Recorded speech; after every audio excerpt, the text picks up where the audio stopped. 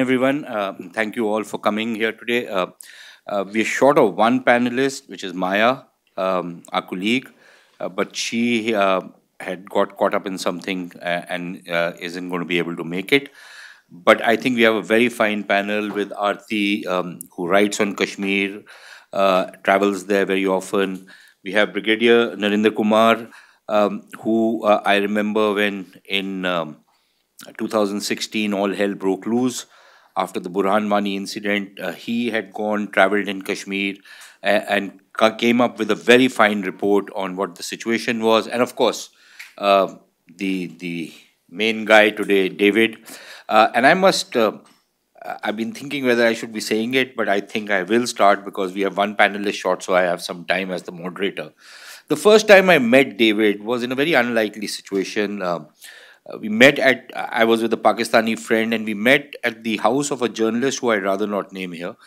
But, uh, and he introduced David. I didn't know David. He introduced David as somebody who was leaving the profession of journalism and was going to go and live in Kashmir. And I was extremely skeptical. I said, okay, a guy with a name like David Devadas, what does he know about Kashmir? So, it was like what an old friend says that, in Hindi films, you always have a Daku Mangal Singh. You don't have a Daku Goyal or Daku Gupta. So, David Devdas didn't make sense to me. Anyways, a couple of years later, he came out with his first book. And my sister-in-law, who's a publisher, said that I think you must read this book. It's a very fine book. And I was a little skeptical. I said, oh, this is that same guy. And so I didn't.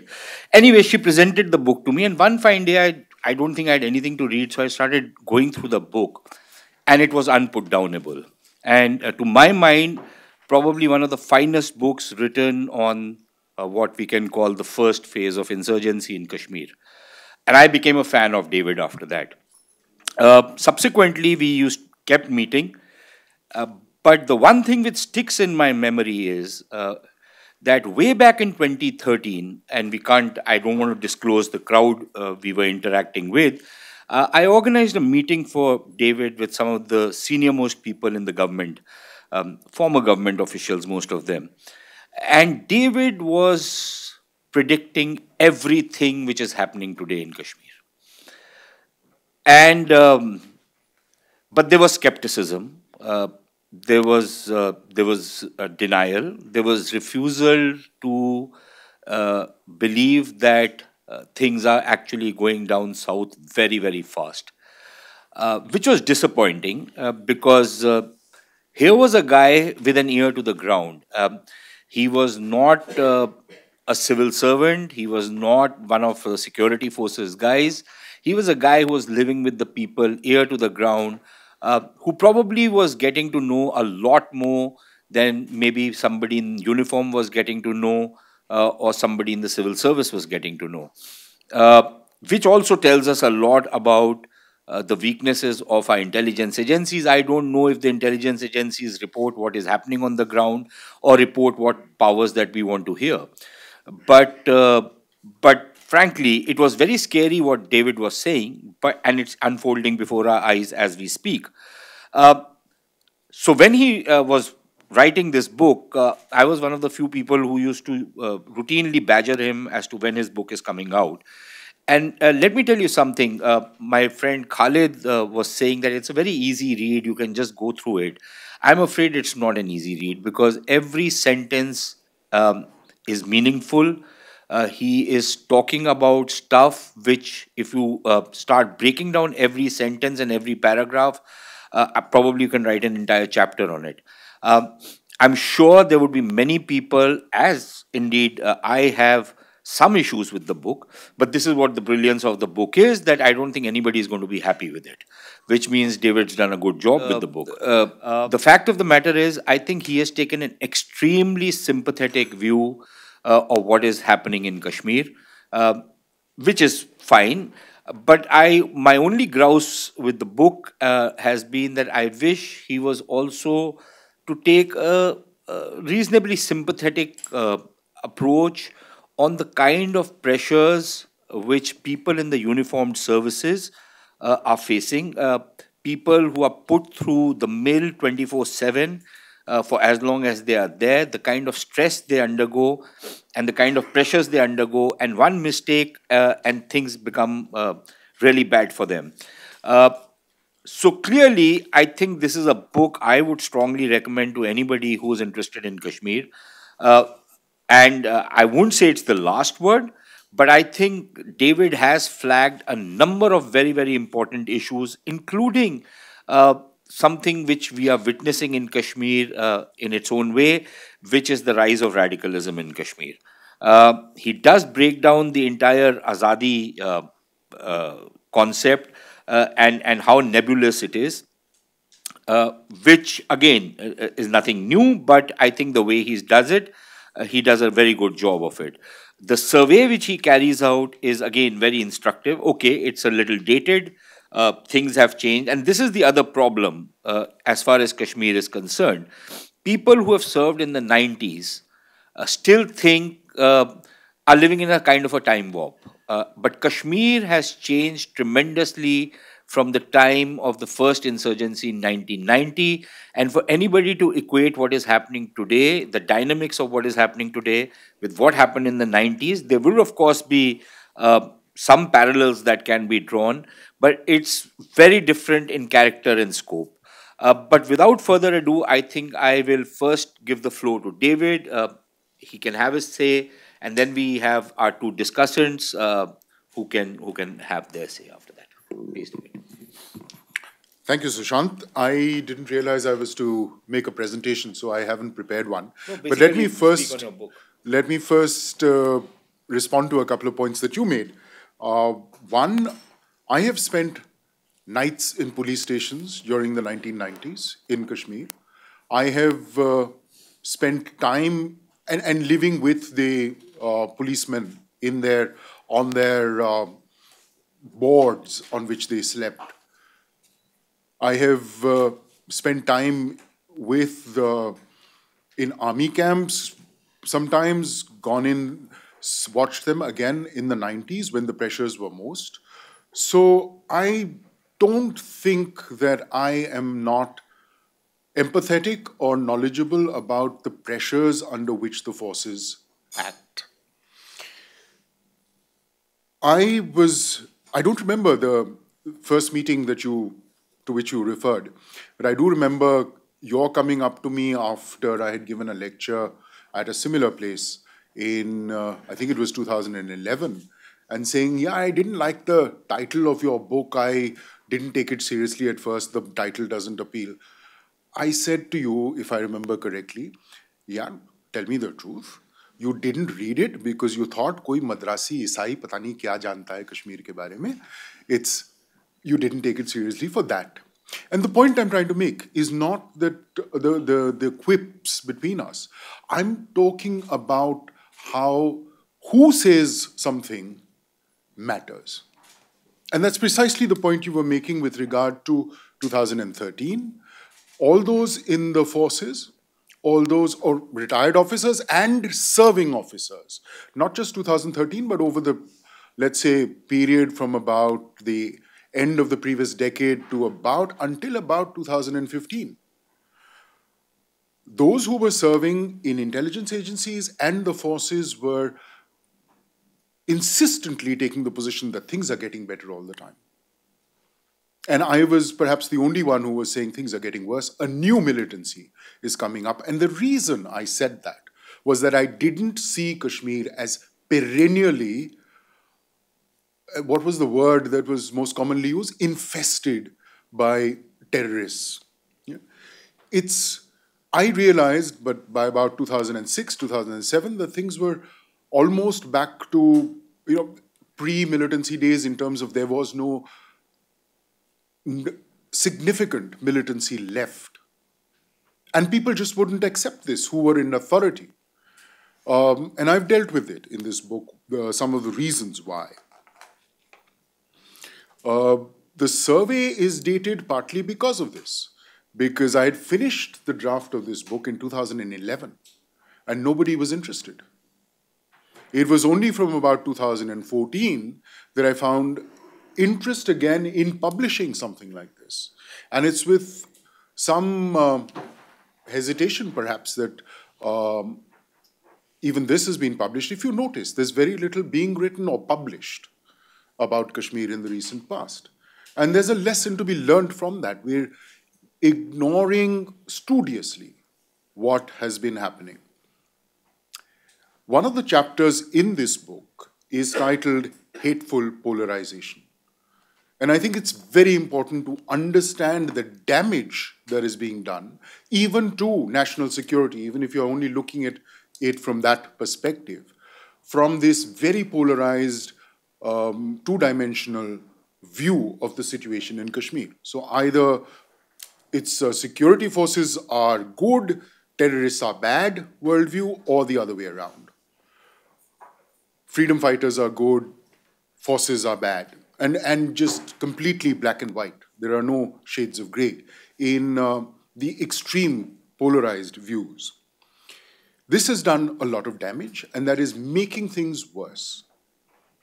It takes Dineshwar Sharma, after he is appointed as representative of the center, after interacting with a large number of delegations of young people in Kashmir, in different corners of Kashmir, to then say to the Home Ministry that these sorts of media narratives, these very extremely polarized media narratives, are doing damage on the ground.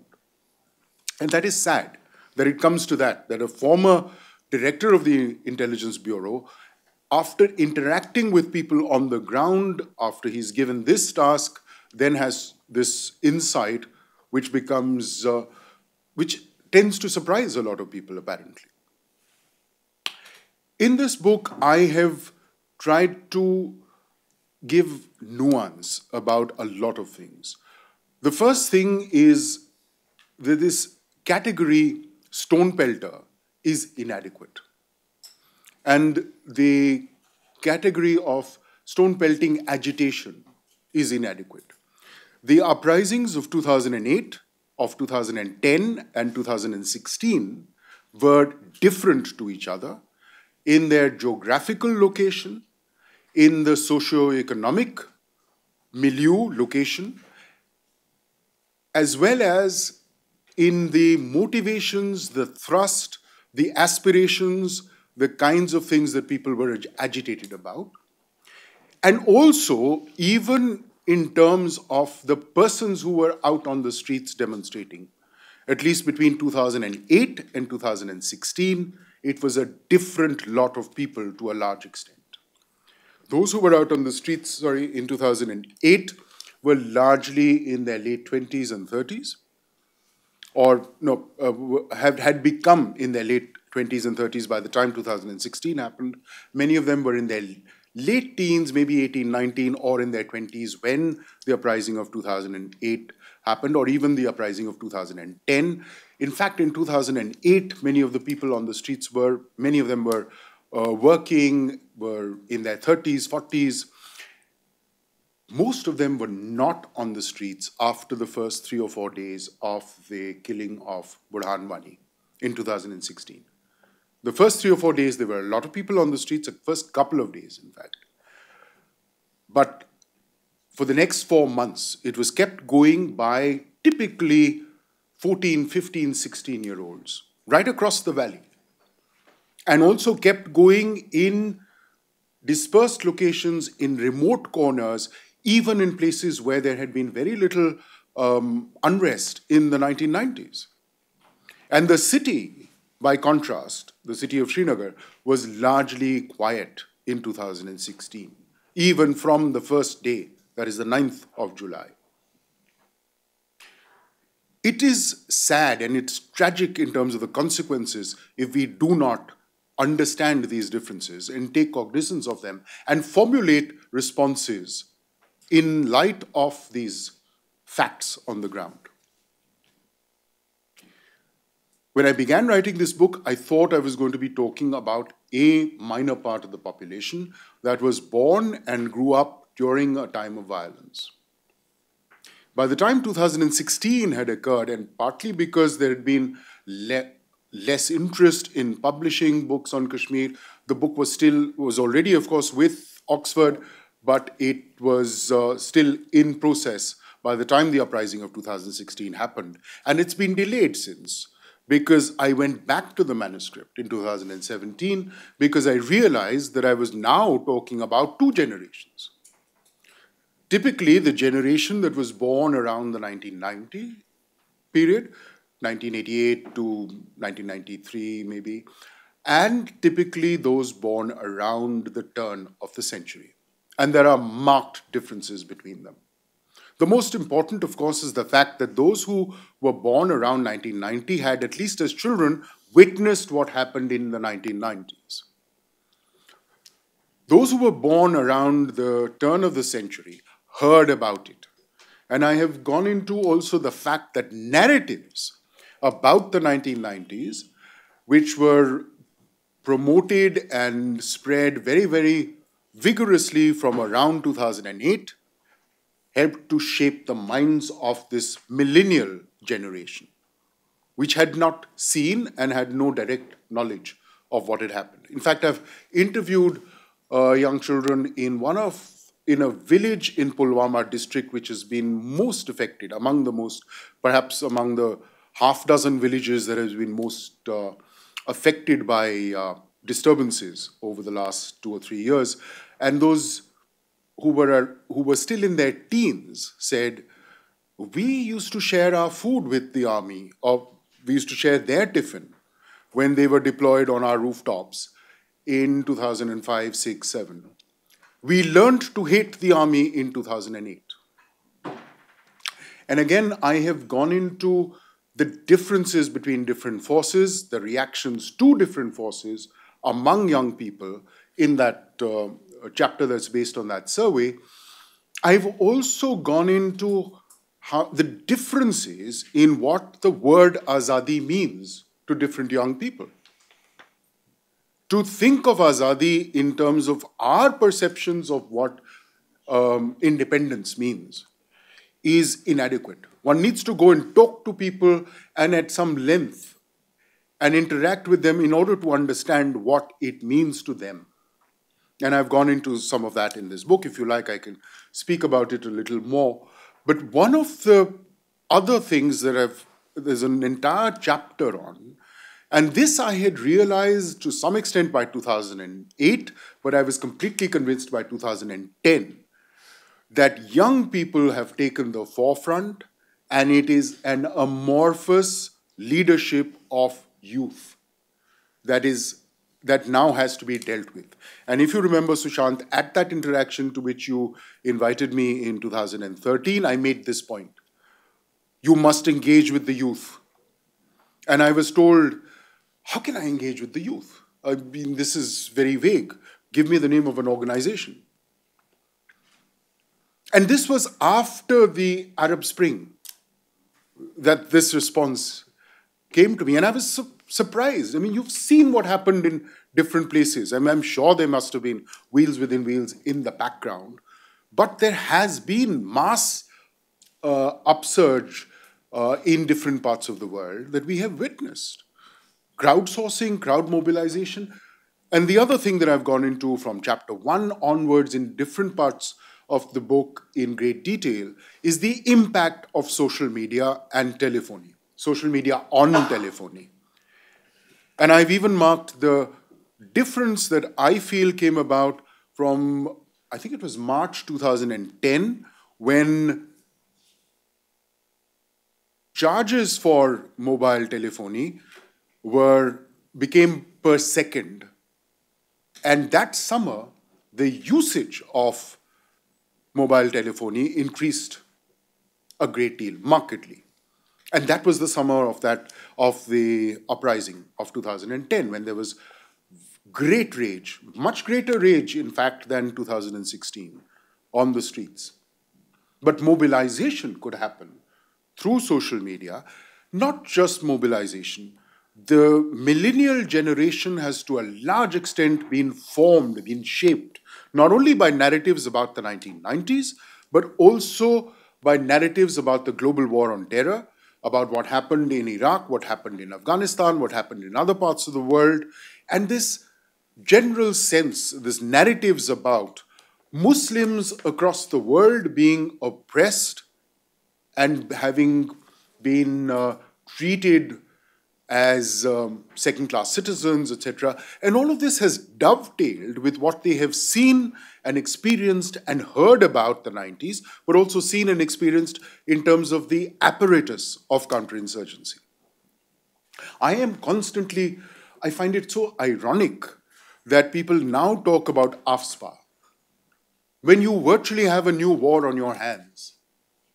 And when I used to say about a decade ago to my Kashmiri friends, you should be talking about AFSPA and AFSPA should be amended or should be withdrawn from a lot of areas, they would say, what's that? Nobody was even aware of it.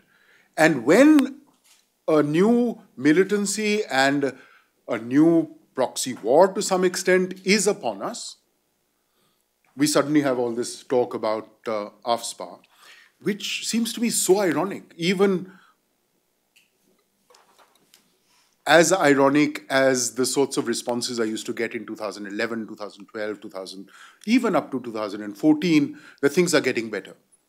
In fact, I was introduced at a similar panel, but a much larger conference, when was it? Last year, by someone who has held very important positions of authority in the Valley, who said, you will find David's opinions differ very much from mine. And by the time he was saying this, introducing me from the chair, I had got to the podium. And I said, why do you say that?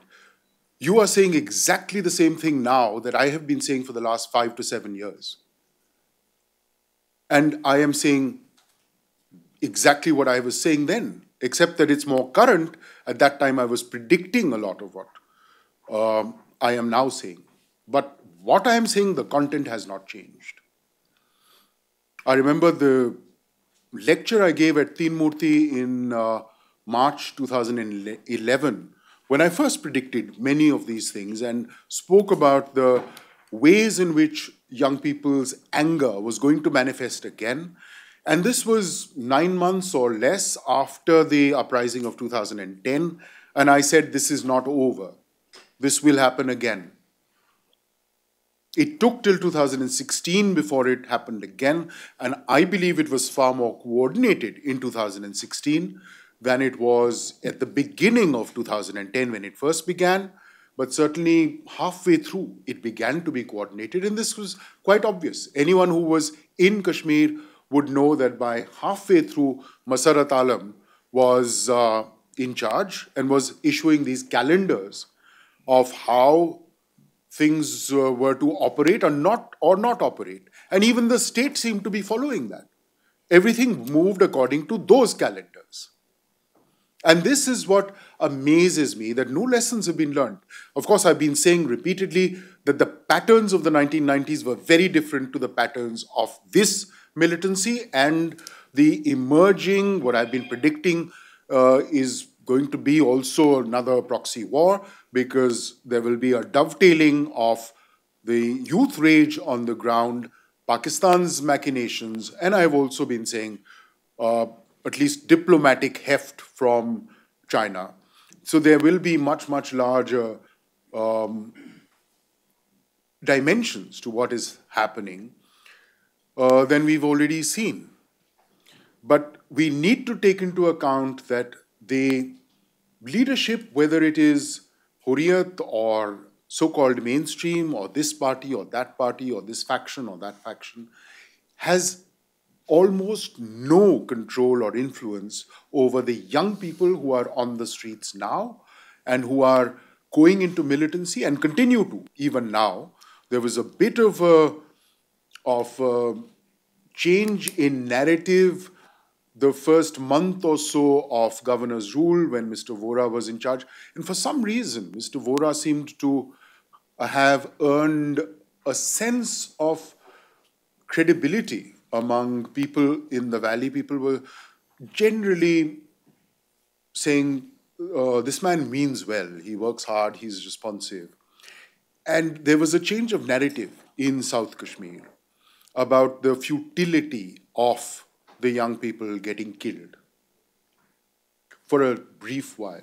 but the number of militants is still increasing. And the number of infiltrations has gone up tremendously since 2014. I have noted, at least in 2 winters since 2014, that the number of infiltrations in winter has been amazing. There have been infiltrations across the Shamsabari in the winter, in January, which was almost unheard of in the 1990s. So obviously something major is being planned, is brewing. And many of those who have infiltrated have kept their heads down. They seem to be lurking. You could call them sleeper cells. It's now quite obvious what I've been saying, speculating since about 2013. It cannot be, I've been saying since 2013, that there are no militants lurking in the city of Srinagar. Now it's quite obvious that there are, at least in Batmalu. We still don't know about, there's nothing obvious about downtown. But basically, it seems to me that you're right that I was predicting things which nobody took seriously then and which seem to be playing out now. But unfortunately, I'm afraid my predictions get worse over time. My sense is that the worst is yet to come. Thanks, David. Well, my sense is the same. Unfortunately, we are both very morose people. But I think one thing which you do mention right in the beginning of your book is how we missed an opportunity when we had got over the hill by the early 2000s or by about 2005-6, and we missed the bus. We missed that opportunity. And that was a time when maybe had we been politically alive, some kind of a political initiative taken, perhaps things might not have come to this pass, or maybe they might have. We don't know, because there are a whole lot of external influences also which come into play, which came into play even in the 90s. Let's not forget that. So I don't know. I think it's anybody's guess on that, what might have been and what could be. But may I ask Brigadier Narender Kumar to please. Thank you, Chair. And thanks to my co-panelist. And David, my special compliment to you. Myself and David, we were interacting for almost now, I think, 5 years. And I really never knew that he's going to come out with such a brilliant work. I made a mention to David some time back. I said that any academic work which comes out is actually a mirror. And that mirror has to be to the stakeholders. And lo behold, David came out with this brilliant book that is actually a mirror to the policymakers, to the executioner of peace on ground, to the state, and also to the security forces. However, I would come to that subsequently, that where do I differ with David as far as this mirror on Kashmir is concerned.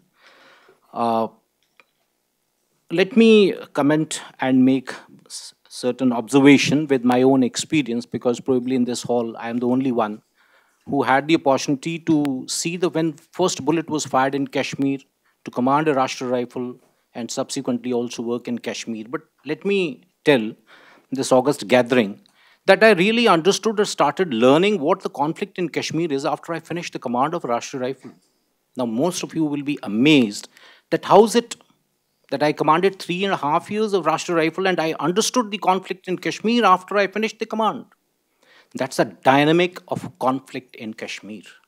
That's the dynamic of geography, demography, and the culture and the enshrined values of Kashmir, which we never understood when I was present there. I understood only after I left Kashmir. And now when I look back, I felt that probably I would have been a better soldier had I understood it before going into Kashmir. But let me tell you that today's officers operating in Kashmir are far more wiser. I may have a difference with David. They are far more aware of the conflict. The conflict is Kashmir is not a pure terrorism. it is hybrid, it is a proxy war, it is asymmetric in nature, and that needs to be understood. My few observations. David has come on spot on when he talks about 2000 years, 2005, 6, 7 is the turning point. Now, where did we miss the bus in Kashmir in 2007? Because we understood the negative piece as an enduring piece. In the conflict, wherever you are engaged in a conflict, the negative piece is fragile piece that is post-conflict or suppression of the violence. But that's not peace. I was a few days back, I was interacting with the Sri Lankan contingent, the officers of Sri Lankan army. I was telling them that you have suppressed the violence in the northern part of Sri Lanka, but you have not resolved the conflict in Sri Lanka. That is what exactly happened in 2007 in Kashmir. The fragile peace existed, and that was taken as an enduring peace, and then there was a bandwagon for demilitarization. Then the political setup of Kashmir missed the bus when they did not initiate the political process and also deliverance of government. And that is where the turning point, which David has highlighted in his book.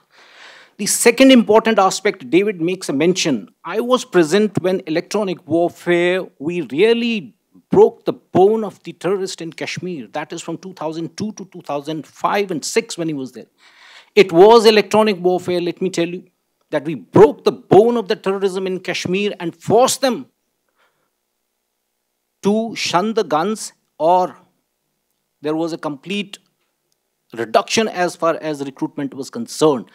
But when the social media, the SMSs, innocent SMSs, WhatsApp, and the current state of multiple options of media has arrived on the scene, the negative piece has taken a turn, what David has made mention as the second or a third stage of insurgency or a militancy or a terrorism in Kashmir.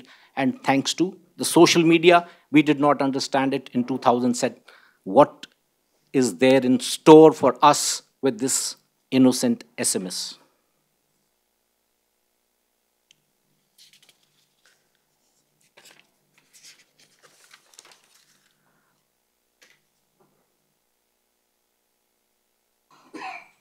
Now, the third aspect is that we did not actually take stock of the children of war.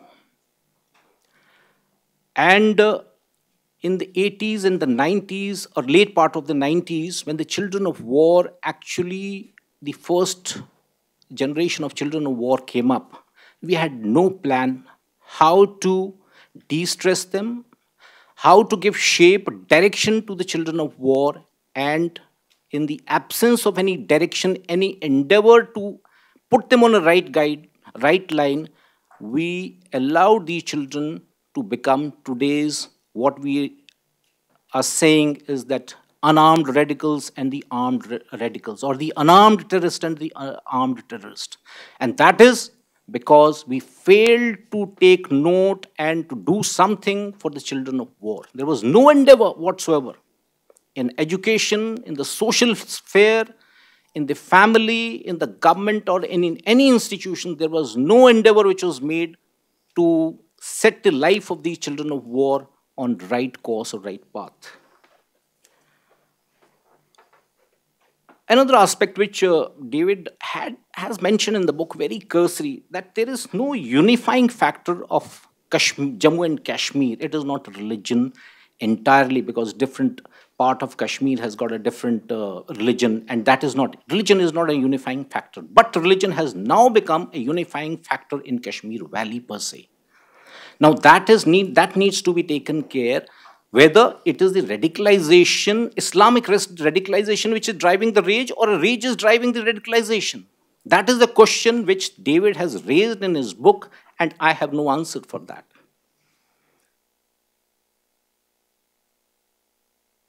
He has raised a very important point when he talks about Zakir Musa. Zakir Musa is an idea, and we'll be going grossly wrong if we discount that idea and if we do not take note of that idea. You can't kill an idea by guns. And if you think that Zakir Musa or Burhanwani can be killed by guns, we are sadly mistaken. These ideas need to be neutralized by a better ideas, better narrative. And that we have failed to put it on ground as on date. I hope people are working on it to set this idea and neutralize the idea of Zakir Musa. It may be speck in Kashmir Valley today, but lo behold, this is going to be fulcrum as far as this germination of idea which is going to take shape or which is planned to take shape not only in Kashmir Valley, but go beyond the Kashmir Valley boundaries. And of course, Zakir Musa, why I'm making a mention is that this needs to be taken, with the, it needs to be very carefully analyzed, is glamorization. People in Kashmir are not radicalized, but they are raised. And that rage has come from frustration. Radicalization is ideological, but whereas the rage is frustration. And unfortunate part is that in most discourse in Delhi and most of the places we have been saying that Kashmiri population is radicalized. No, we'll be going grossly wrong if we say that entire population is radicalized. No. There is an anger, there is a frustration. And that anger and frustration subsequently could get converted into radicalization. Last few points. David has raised an important issue as far as the intervention of major powers are concerned. We need to understand one particular aspect. The conflict in any nation, anywhere, friends and foes, is a leverage for that particular, against that nation. United States of America, UK, Pakistan, China, Kashmir is a leverage.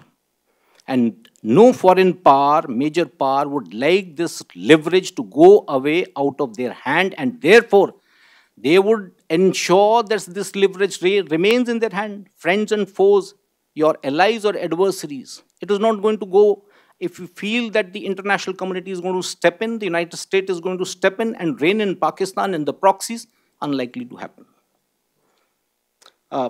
Where I don't agree with David, let me also put that across to you, David. The first is, I agree with the chair when he made a mention that David has been sympathetic to the armed and unarmed jihadis in Pakistan. This mirror would have been complete had it been 360 degree. And where it is not 360 degree is where the role of jihadis, role of Pakistan, role of ISI, role of Hurriyat should have also been exposed. And that, I think, David, is my observation. That is point one. The second observation which I make here is that it is critical, of course, but it has not actually given any alternative roadmap that what follies have been done in the past or the marches of follies which has been done in the past, how can that be set right and how can that be corrected? That probably some options in case you had given that would have been, because more often we are good critics, but when it comes to the alternatives, we hesitate, but probably I think that would have been better if the roadmap could have been given. And last but not the least, you are aware and you are spot on when you, in regular discourse and in our discussion, you have been talking about that how this conflict in Kashmir is going to take turn in, say, 5 years, 10 years. I wish you had elaborated this particular aspect in your book before giving the alternatives. That actually would have made this book holistic. But overall, let me tell you, this is a mirror, and this mirror needs to be read in a context that the conflict in Kashmir is changing every day. The conflict in Kashmir is moving at a pace of broadband, but our response in Kashmir is only at the bureaucratic level. That is what the mismatch which is taking place, and that mismatch actually is seen as lethargy on the part of the administration. Last point which I just would like to make a mention, because since I am from the uniform, let me tell you that if each one of us are sitting in this particular room with a gun, and you are told that one of you can be shot, what is your response going to be? You are going to be looking all the time to the gate. And therefore, let me caution this young generation here that in military, I have followed all along that error of judgment can be condoned because you're working in a watertight compartment. I'm saying this because I have been in conflict for close to 12 years from Sri Lanka to Jammu and Kashmir to the northeast to North Africa. That you are living in that environment. So error of judgment can be condoned, but error of intent cannot be condoned. I followed it. That error of intent is unpardonable, but error of judgment is pardonable because you do not know what is there in front of you. Thank you. Once again, my compliment to David. I think the point which you make that this is at the end of the day a battle of ideas, I think that's a point which is very well taken. But to be fair to David, the meeting which I was talking about, he did suggest a roadmap. The problem is that both with the bureaucracy as well as with the politicians, the time frame for any roadmap is 3 months to 6 months. And in a place like Kashmir, where you talk about, the temporary peace or the fake peace, if you want to move from a fake peace to a genuine peace, it's a very long, drawn out process, and it can take a couple of decades. But nobody has that time frame. Nobody has that bandwidth. So the fact of the matter is that everybody is interested in the tactical aspects of things, as David writes in his book, that the next summer should pass away peacefully, and after that somebody else will come on the job, and then it's his problem. And that has been one of the problems in Jammu and Kashmir, that everybody has been playing passing the parcel. That once they move out, it's somebody else's problem, and everybody is just doing just enough to make sure that their jobs are intact. And that, I'm afraid, militates against any kind of a long term game plan in a place as disturbed as Jammu and Kashmir, or for that matter, other conflict areas. And until and unless we get that in place, I don't see how we are going to be able to go in for long term solutions. Aarti? Thank you, Sushant, for inviting me to this interesting panel.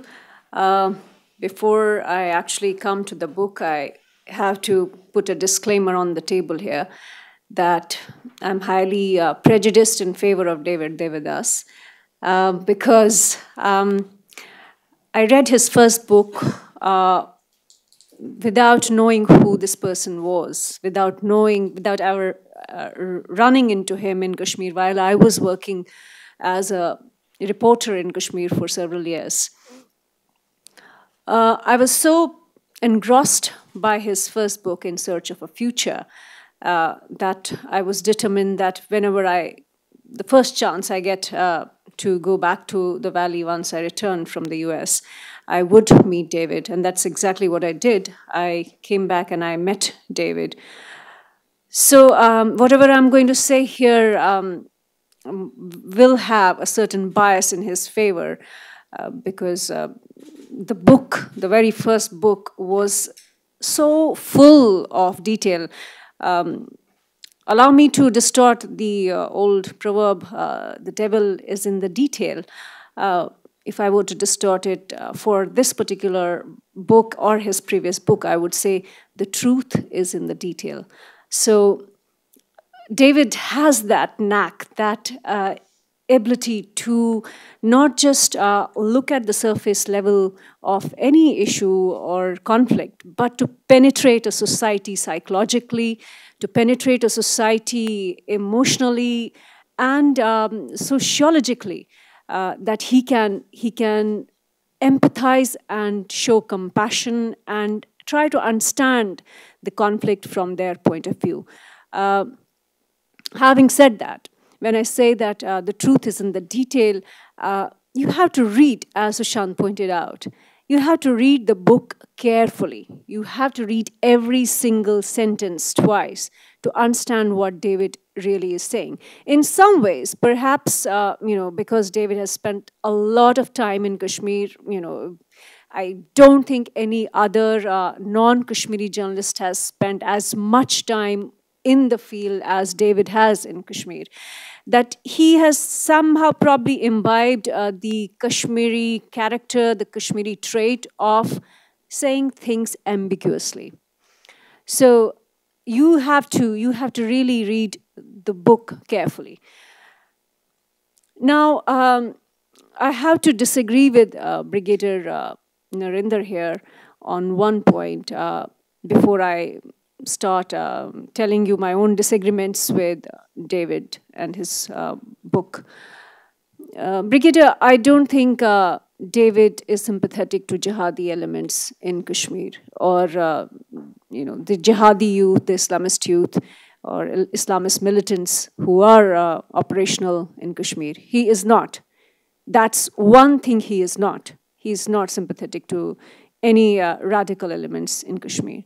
He, however, is compassionate towards a large number, a large section of youth, a large section of society that has been squeezed and sandwiched between the security forces and the lack of analysis of the bureaucracy and the militants in Kashmir.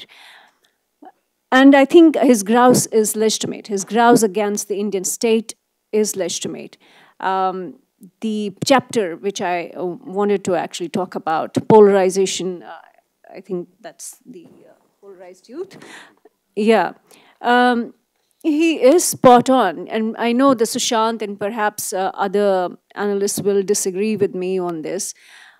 But Indian television is a multiplying factor for the rage in Kashmir. It's not the genesis of the rage in Kashmir, but it's a multiplying factor. It has a ripple effect, and it has I would say, an everlasting effect on the psychology of youth of the last 30 years, or the youth who are coming up now. And that will have disastrous consequences, not only for Kashmir, but for the rest of India as well. If we have to sustain the very idea of a plural, secular, diverse India, we will have to acknowledge that Indian electronic media has been a contributing factor to polarization across the country. It makes no sense to say that, oh, Indian television news anchors in the evening are creating, hateful, venomous narratives and destroying the youth of India, and then exclude Kashmir. You can't. It's all one unit. So that is one. But going back to what Brigadier Narender sort of has concluded in his reading of the book, I'm not sure how he's arrived at that conclusion, because David, in his previous book and this particular book, has been persistently talking about how jihadi narrative and how the extremist narrative has been detrimental to Kashmir. It's not in favor of Kashmir. It hasn't helped Kashmir. It will not help Kashmir in the future. But where I disagree with David's work is this. His focus on the idea or the argument that Azadi means different things to different people in Kashmir is like saying the idea of India means different things to different people in the rest of the country. Well, of course, it's going to be different things for different people in the valley or in the rest of the country. It cannot be. It's not, Azadi really is not an amorphous idea, as we would like to believe. When I was younger, I used to have these questions that, well, who gets to decide what Azadi is? Who gets to decide what India is? Who gets to decide what India should be? These questions have been answered already. These questions have been already thought about, both in Kashmir and the rest of the country. Even if you ask a 5-year-old or a 10-year-old in Kashmir what Azadi in the end, in the nutshell, really means. It means end of Indian rule in Kashmir. We need to accept that. We need to understand that. Simply because whether that child understands what it means is irrelevant. But he has accepted, his mind has accepted that this is something that, is meaningful because he's learned it from his parents or from his schools, from his madrasa. I was in Kashmir way before this so-called missed opportunity that we keep referring to. And I did actually research on the children of war, Brigadier Narender, which the army was absolutely oblivious to at that point. The bureaucracy had no idea what children of war really means. The Indian state was not interested in knowing those children. The Indian state was not interested in knowing the impact and effect of violence on those children. So I remember, I'm going to just share this story with you. I remember running into orphans at an orphanage. And these orphans were mostly of children of surrendered militants, killed militants, and from very poor families mostly, with some of their mothers having wed twice. We call them half widows in Kashmir. And I spoke to these children. They were probably in the range of, say, 6 to 12. And I asked them, first I obviously asked them what their parents did, who their parents were. And the general response of these children was that, our fathers are role models. And but who are their fathers? Their fathers were mujahideen. And who were these mujahideen fighting against? Or the mujahideen, their fathers were fighting the Hindu Indian soldier. And the response sort of shocked me because I had seen it from, until that point, I had seen the whole conflict from Indian rule versus Kashmir, Indian tyrannical oppression or Indian state's brutality or high-handedness against the civilian uprising. But the word Hindu, the added to the Indian soldier, it certainly, brought in a different perspective altogether. And that, I think, is something most scholars, the entire bureaucracy, completely overlooked. They overlooked the fact that Zakir Naik, which David has mentioned in his book, in this book, that how Zakir Naik became the biggest role model for Kashmiri children in the 90s and the early 2000s. We tend to think that, situation changed after 2002 or 2005, 2006, 2007, 2008. No, I was there in the late 90s. I was there in the early 2000s. Zakir Naik was already becoming a phenomenon. He was already the most talked about, the most inspirational icon. And he was not apoliticized. He was linked to the strife in Kashmir. He somehow was able to bring the violent conflict and the spiritual quest together for Kashmir. And at that time, I remember, asking bureaucrats, do you know, this is how children in Kashmir are thinking? Do you understand what it means? Do you understand where it is leading to? And most laughed it off. Most thought that I was talking, idiotic stuff, and I was probably bigoted because I have a Kashmiri Pandit name, and I was a refugee myself, so I was coming up with all these weird ideas. So I think, there is rage and there is radicalization, Brigadier Narender.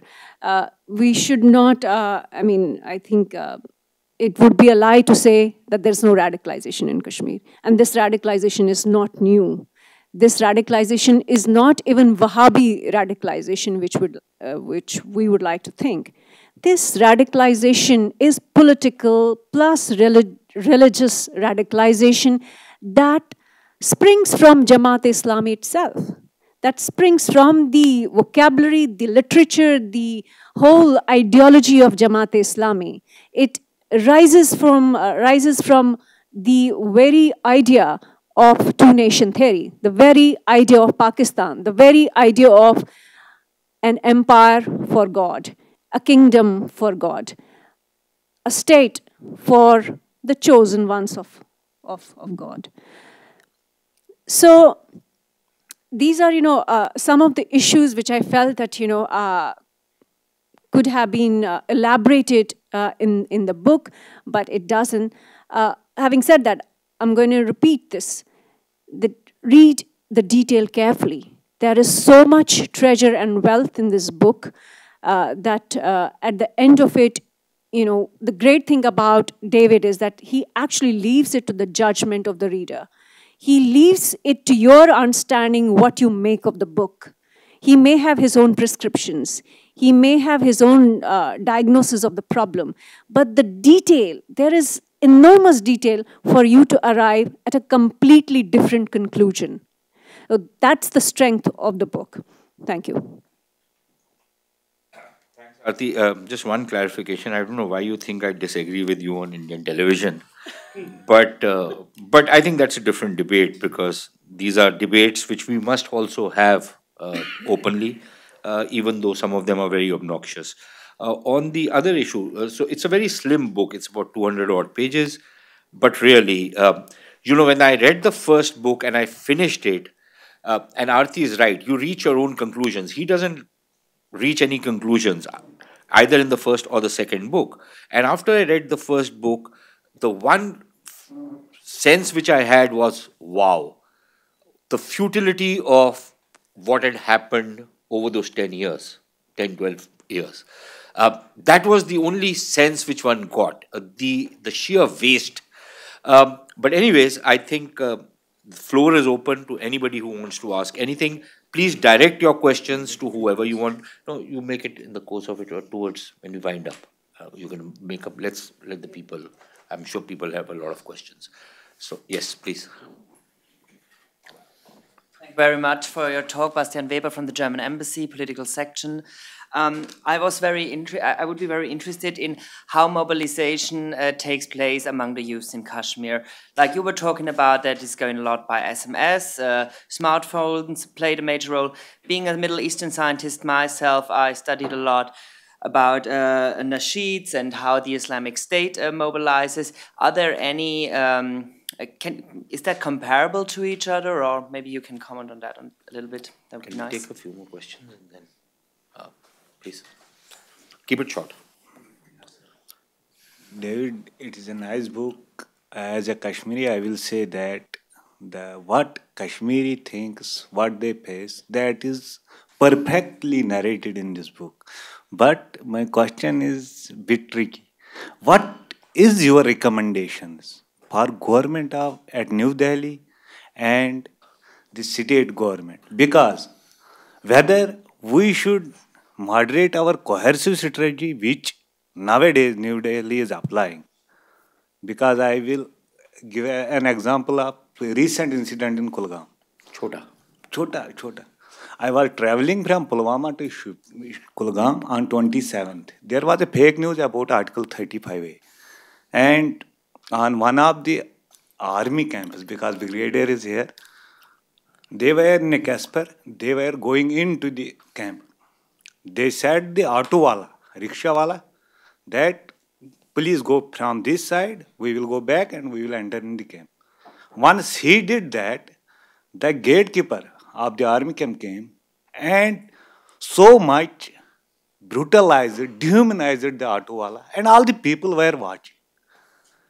And in the public transport, most of the people said to me that you were talking of this India. And that is the first factor for radicalization. whether we should moderate our coercive strategy, because by coercive strategy we can get peace for some time, but after some time, once again we have to face the revolt, the conflict. Thank you, David. Anyone else? Yes, sir.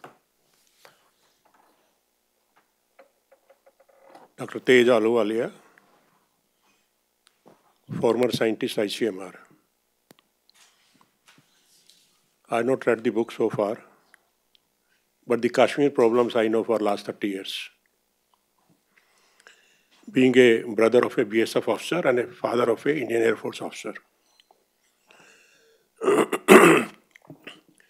Two simple questions. One is, no, none of the panelists had talked about the Kashmiris who were thrown out of Valley. One.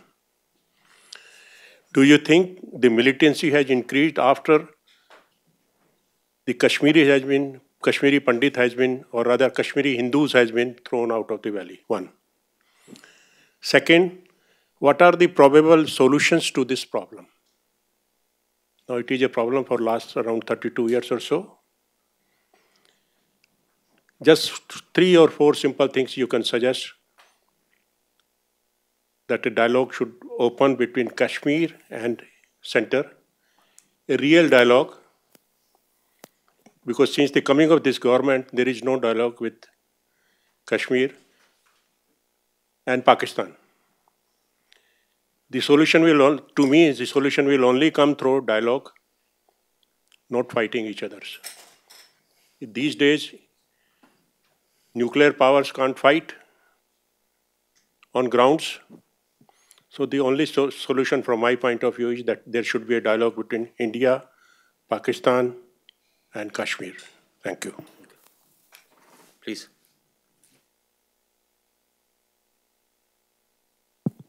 Hello, I'm Karanpreet Kaur from the political section at the Embassy of Netherlands. Thank you for your remarks. Could you also shed some light on the political dissent within the state at the state government level and the recent developments that we've been witnessing this year, boycotting of local elections, Article 35A, etc.? Thank you. Please. Good afternoon. My name is Gunja. Thank you so much for such an engaging discussion. As Aarti ma'am said, that the definition of azadi eventually comes down to freedom from Indian state. So where do you think did we as Indian state fail? We did not give them a bare hug? Or was it that the pace of radicalization outpaced our pace of governance and bureaucracy? Let's answer these.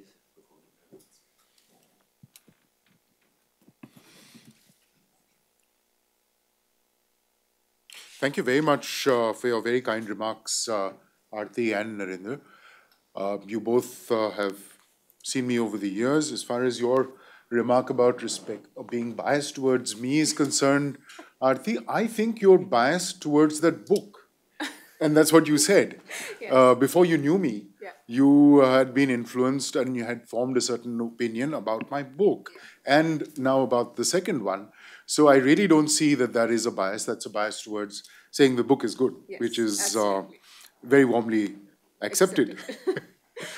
Let me just first take up something that 3 or 4 people raised, Narender, Ejaz, Mr. Aluwalia, and about solutions.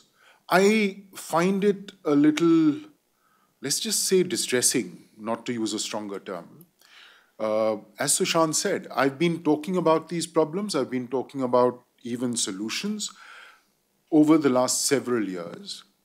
Now that the situation is really getting bad, and nobody in authority even seems to acknowledge that, or at least to say, hey, we've made mistakes. You're asking me to recommend solutions and ways to move forward and improve things, which is like, okay, it's like a child who's playing in the mud and whose parent keeps saying, don't do that, you'll get into trouble or you'll get hurt, and then finally gets hurt and starts realizing that there is a problem here and says, why didn't you tell me, or now tell me how to solve this? I'm sorry. I've had enough of this, because for years, I've been saying the situation is getting worse. And those in authority have been dismissive, as Sushant witnessed. And I am really annoyed at this point if people ask me for solutions. And I'm afraid things are going to get worse, much worse. The point that you made, Narender, about my sympathy for armed and unarmed jihadis, quote unquote, I wish you would give me some evidence of that, because I think this is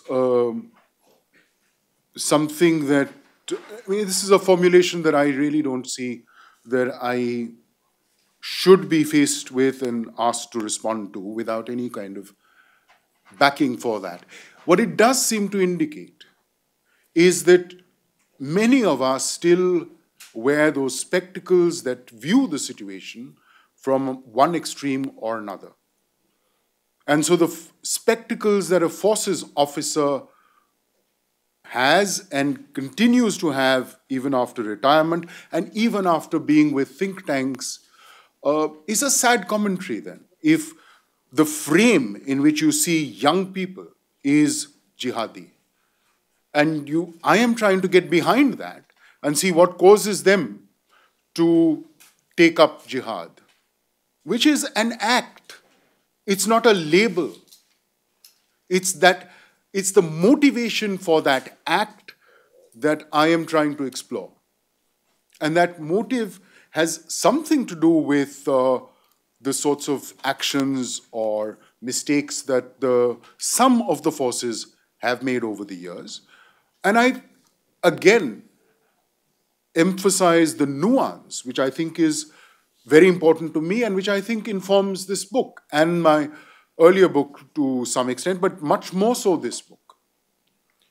And I have not said that all the forces and all the police and all the army are this or that or the other. And I think it's wrong to talk about all the jihadis or all the youth in the same light again, because there are differences. And unless we start taking those on board, we're never going to get anywhere. So, quite apart from, far from trying to predict the next 5 years, I don't think I'm in a position to even give any kind of recommendations at this stage, whether for the state government or for the center. As far as the question on what is likely to happen with regard to panchayat elections, etc., I would rather limit myself to what is covered in the book, but I'm very happy to discuss those things at another forum or somewhere else if you would like to get in touch. As far as electronics being a double-edged weapon, that is exactly what that is the term I've used in this book. That the electronics that the army in particular and the armed forces in general use to with great success in the first half of the 2000s, from 2005 to 2000 up to about 2005, turned out to be a double-edged sword, because the much low-tech aspects of the same technology became used or was used to mobilize young people and to influence and shape the minds of young people.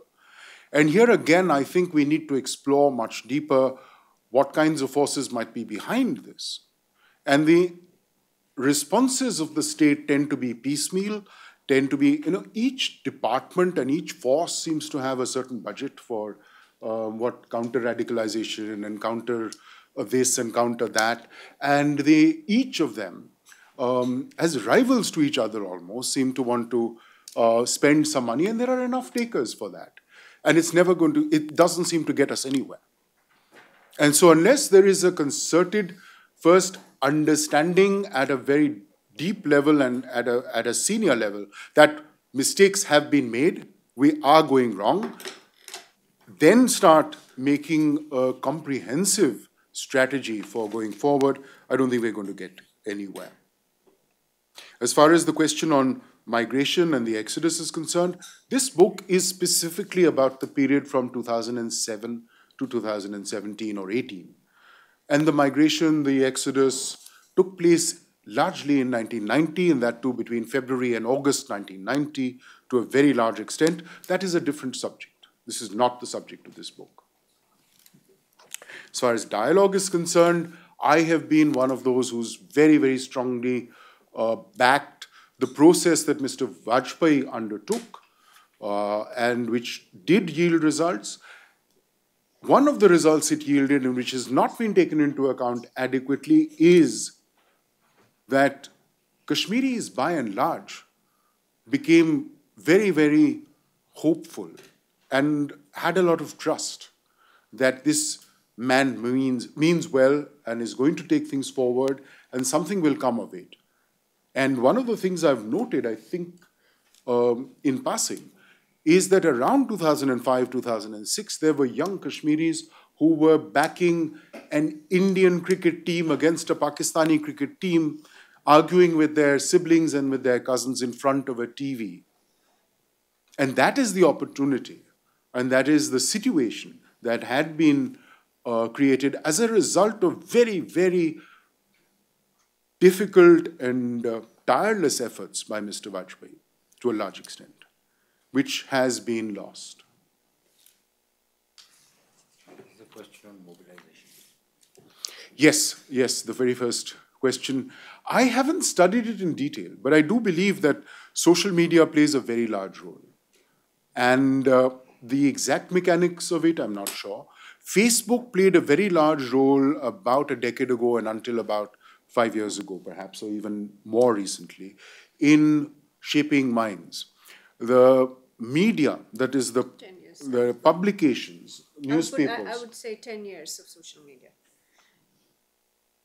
But I think Facebook is now not the forum at all. Yeah, but it started from... Twitter hasn't been in Kashmir. It actually started from Orkut, and then from Orkut it went on to Facebook. But now it's gone into encrypted groups, and for the last 3 or 4 years, increasingly so. So it's much more difficult, and I haven't tried to try and track that. But certainly there is a major method of both shaping minds and mobilizing crowds.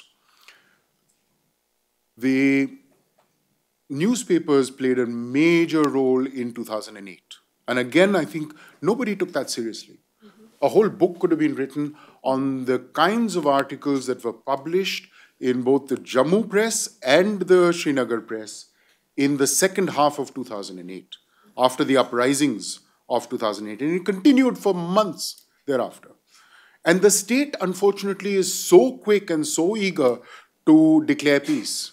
It's like George W. Bush going up on that battleship with mission accomplished. That each time, and in 2016 again, I think I was the only one who was writing on at least social media in the winter of 2016-17, this is not over. This is coming back.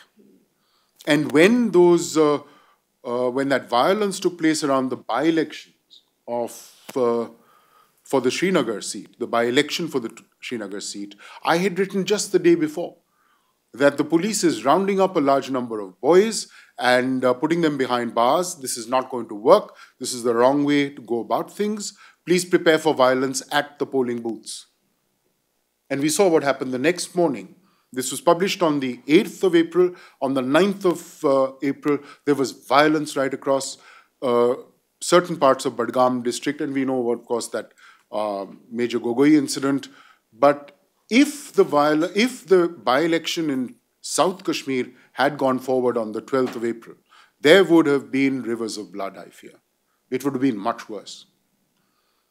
And it says a lot that nobody is even focused on the fact that there is no MP from Anantnag, that we have not been able to go back to that by-election, even almost a year and a half after that by-election was temporarily postponed. To make two brief comments.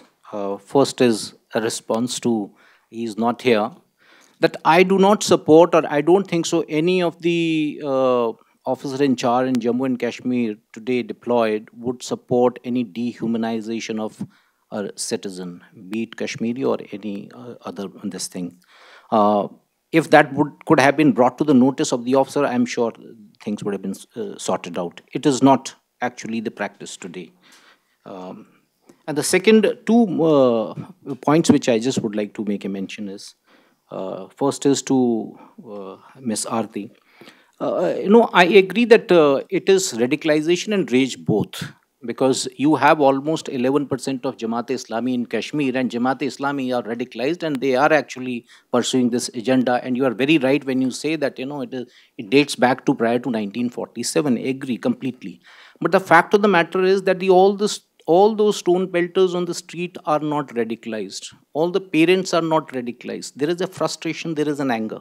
And that anger and frustration, as I understand, or my own interaction is, first is the deliverance of government, and second is a situation of hopelessness. That how long can you continue with this kind of a hopeless situation?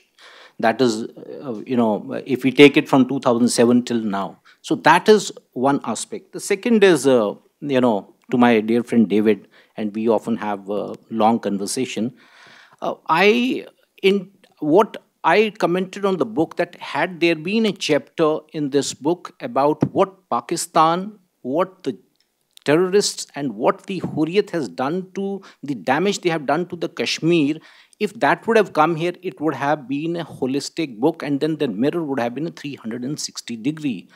It is not that the David is sympathetic. Please, David, accept that from me. I know that David has been discussing with me that what is wrong, but this book would have, that's my perception, would have been complete had what Pakistan has done, how they have got behind, under the skin of the Kashmiriyat or enshrined values, how they have destroyed the public space, societal space, and the institutional space, how they have destroyed the institutions in Kashmir one by one, the institutions of governance which have been destroyed in Kashmir one by one. That probably is the point which I wanted to make.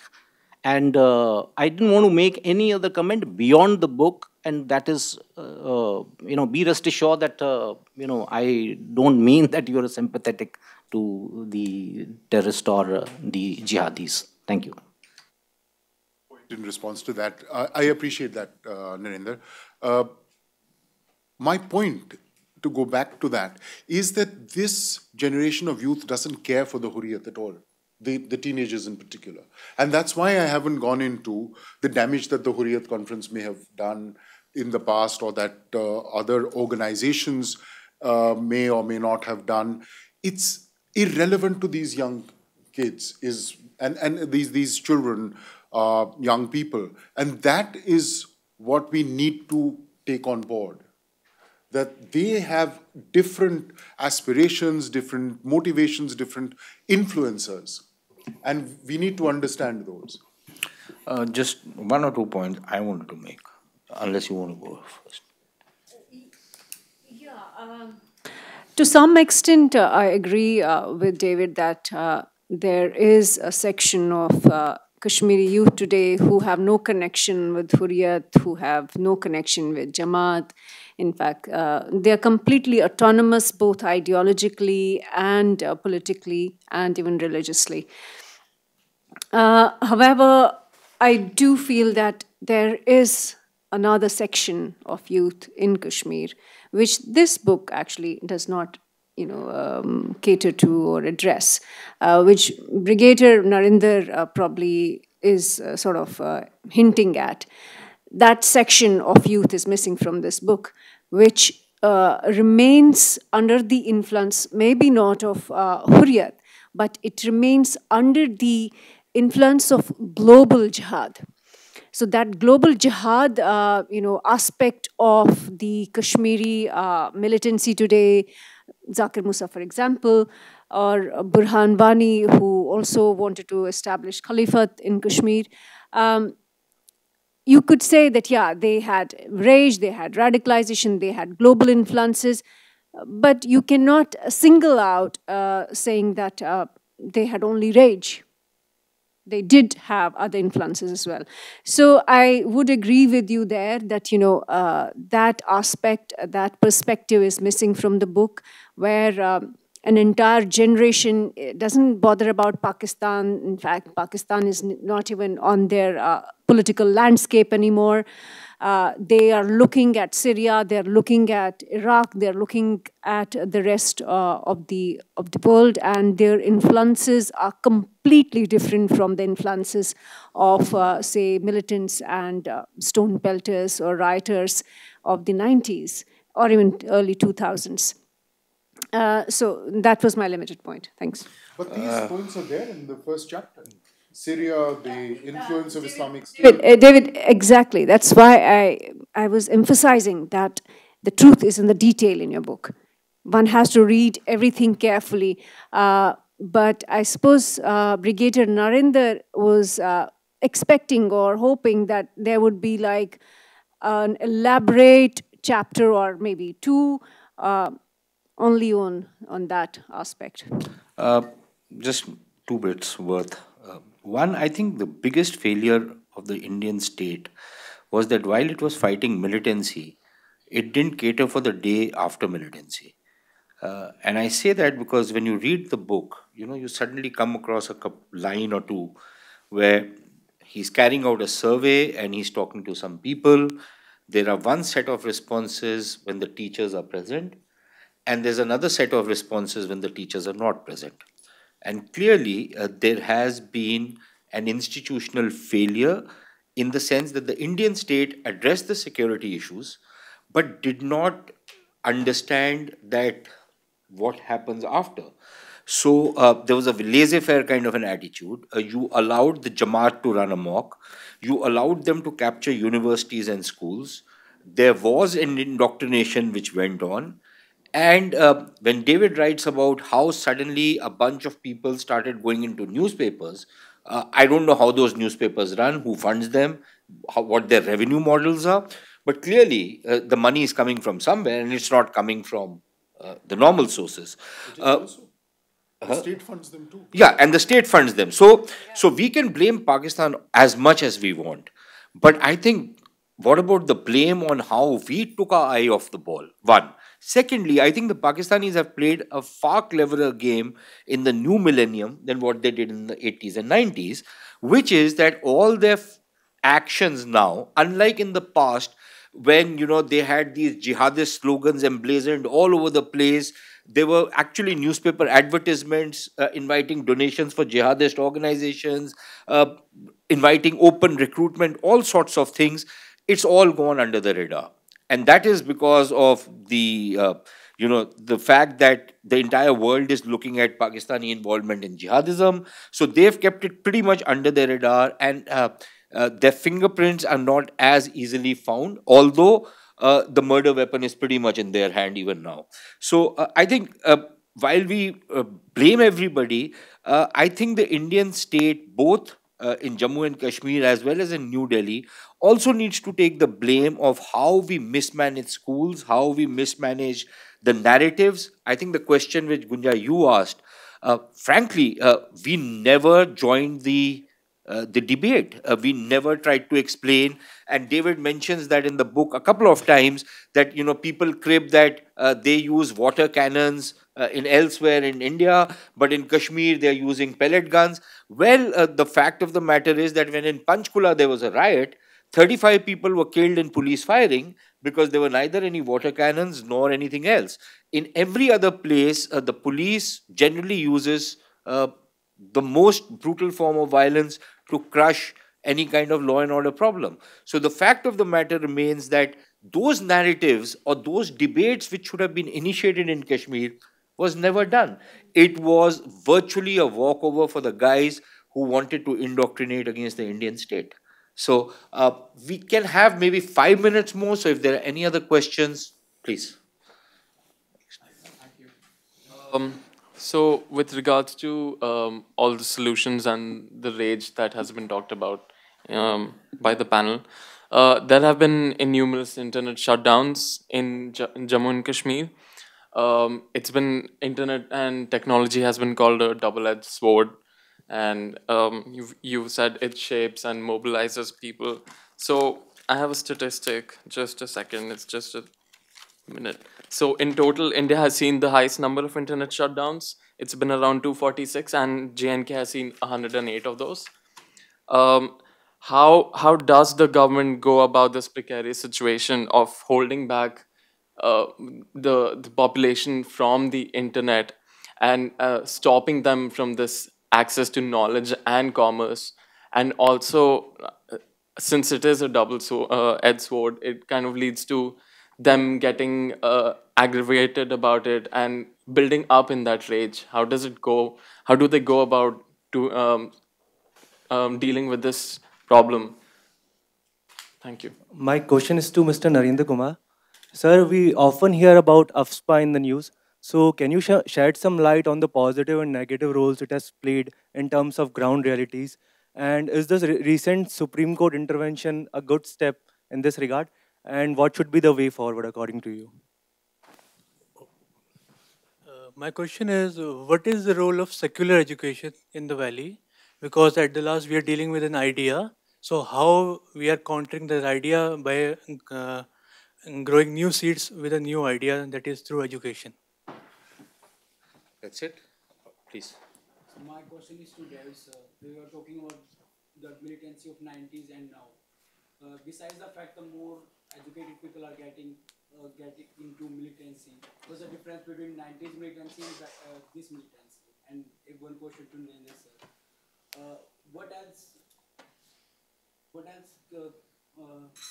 There are a lot of schools and a lot of primary schools which are recently overtaken, not recently, from 90s are overtaken by the army to make a camp. There are almost 150 schools. You are talking, as a army person, you are talking about, you are taking care of, not taking care of actually, you are trying to unradicalize the situation there, but there are still 150 schools occupied by the Indian Army in Kashmir.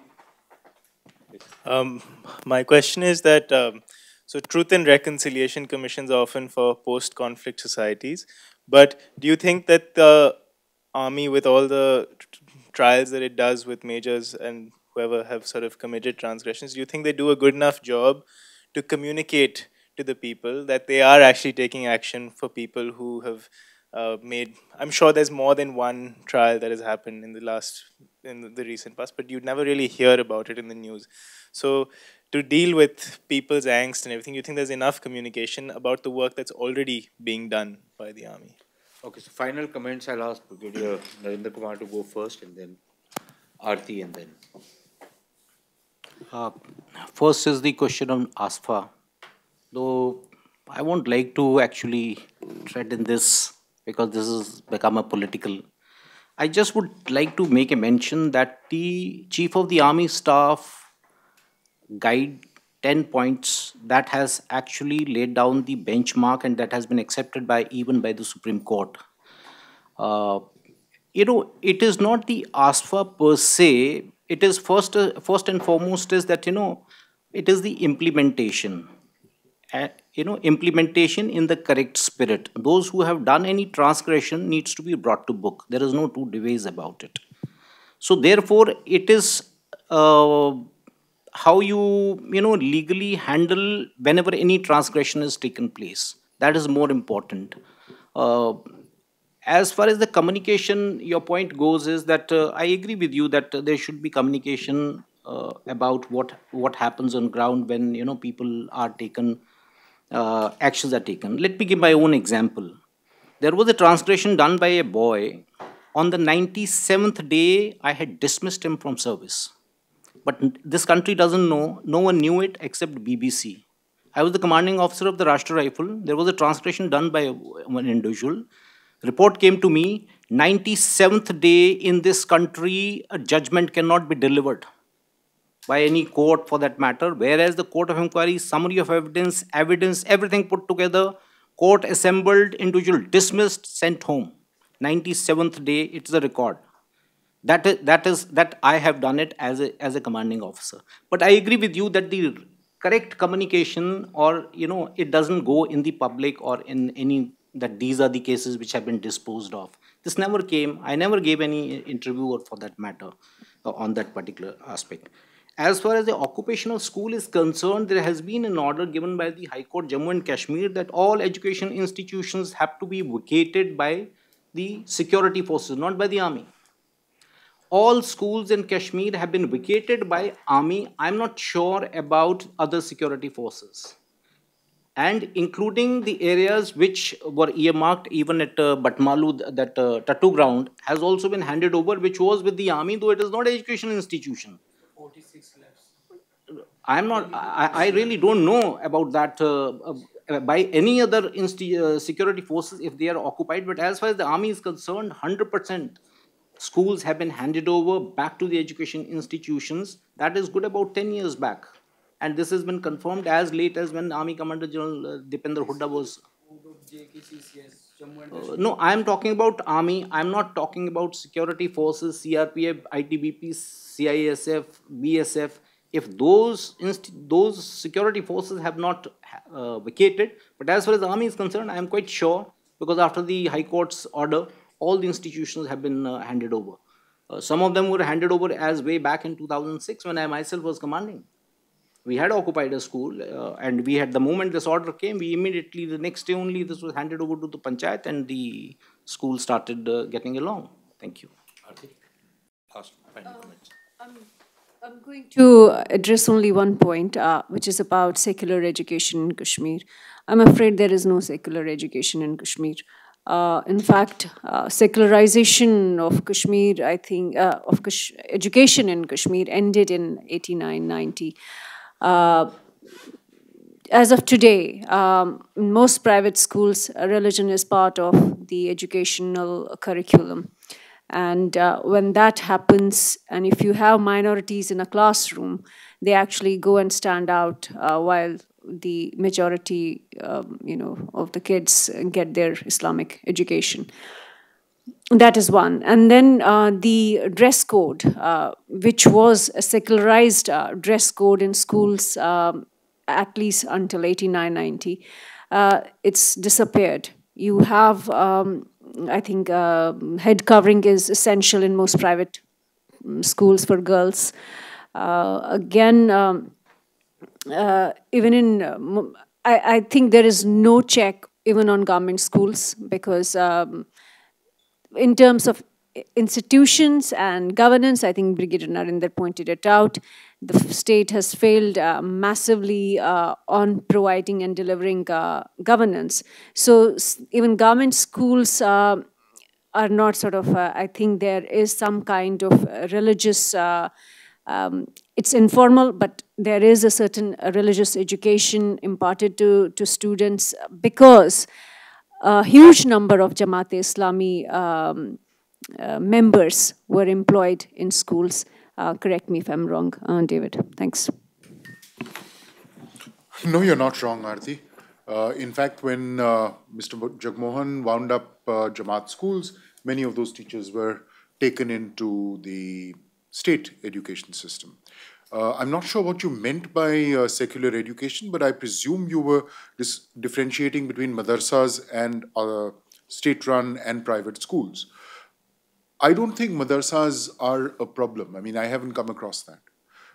It is in the state-run schools and to some extent private schools that radicalization has spread most. Aarti is right. But I don't think, I haven't come across that it is mandatory to have a hijab, etc. It's just become the social norm. The social norm the cultural norm has turned rightward in various parts of the world and certainly in Kashmir. But I did come across in my research at the Islamia school, which is run by the Mirwais in the heart of downtown, Rajouri Kadal.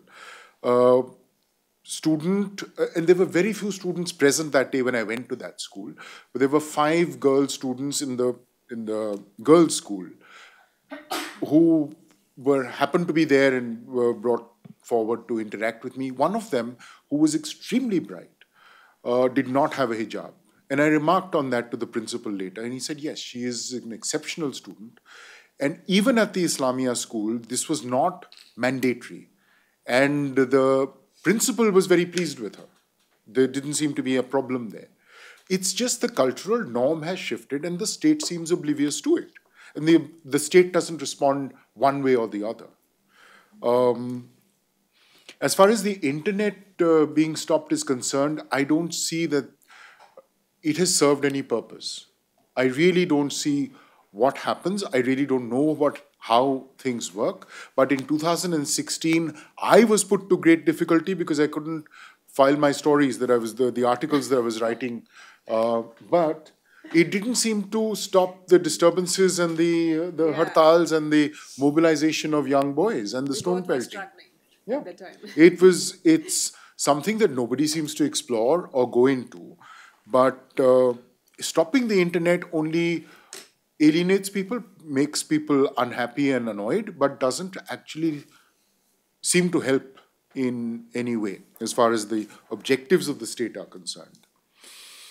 The differences between the 90s and this militancy, very briefly, let me just say that at this point there is a convergence, there is a growing convergence between youth and others demonstrating on the streets and young Kashmiri militants and Pakistani militants. In the 90s, there were different phases. I wouldn't even generalize about the 90s. There were tremendous differences between 1990, for example, and 1994. 1994 is the year in which large numbers of troops of both the BSF and the Rashtriya Rifles were inducted into the valley. And another change in what was then called the grid, the security grid of army camps, etc., took place in 2000. After the Kargil war. But there were very great differences even between 94 and the second half of the 90s. Let's not go into that. But what I'm saying is it's difficult to generalize. But what certainly is happening now is a convergence between demonstrations and militancy, which did not happen, as I remember it, at any time during the 90s or the first half of the first decade of the new century. As far as communication about punishments is concerned, this is something that I have raised with very senior army officers at times. I know you punish some people, but why don't you publicize it? It doesn't serve the national interest or the interests of your force or the interests of the community at large if you do not talk about it. And of course, they raise the point about morale. So it's a conundrum, but to my mind, it would be much better if those punishments were, one, meted out quickly, and you pointed out one such example under your, and several officers have pointed out similar examples. But as far as the 2010 uprising was concerned, it was largely about this. And people didn't seem to focus on it, on either side. The uprising of 2010 was basically screaming for the rule of law. It was about the killing of innocents, and I'm using the term that many Kashmiri youth have used, the killing of innocents not involved in militancy. The three that were killed at Machil, Tufail Mattu, as most people perceived it, and eyewitnesses recounted, and that other boy, who I'm forgetting the name, who was killed at Brain by the BSF.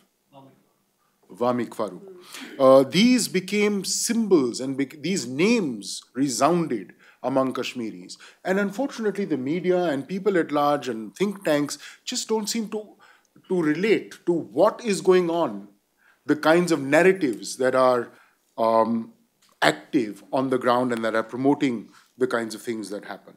As far as schools being used by the military, the armed forces is concerned, a young student called Apu, who later became a very good journalist and I think now is studying abroad, will soon be back. He was still a college student when he came to Kashmir in 2007, and when he saw this, he went back and wrote about it. Not only that, he sought an appointment with the defense minister as a young college student. He met Mr. Antony and prevailed on him to pass this order in 2007, and so security forces by and large moved out of schools and colleges all over the valley at that time. Some may have come back in some places, but by and large, that was brought to a halt simply by civic action, by a young